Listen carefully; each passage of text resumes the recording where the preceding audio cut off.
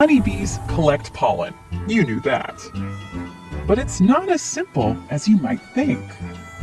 Plants want the bees to carry the pollen away and spread it to other flowers. That's pollination, how plants reproduce. But bees also need to carry lots of it home. Pollen is a protein-packed food for the hive. Luckily, they have the right gear. They're hairy, like tiny flying teddy bears. She's covered in 3 million hairs for trapping pollen. They're even on her eyes. Here on her legs, they're shaped into spiky brushes and flat combs.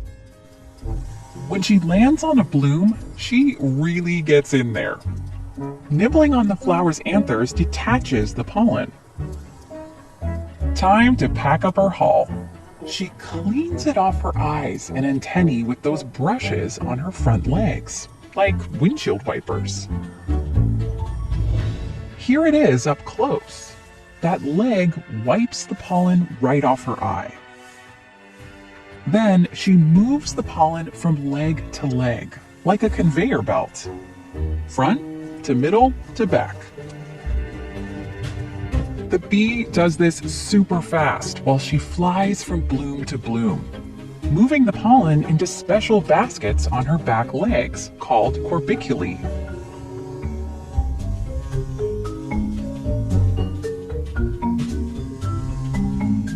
She bends her leg, using it to squish the pollen into a ball, packing it together with a little saliva and nectar. She can get as many as 160,000 pollen grains into each ball. She's hauling as much as 1/3 of her weight.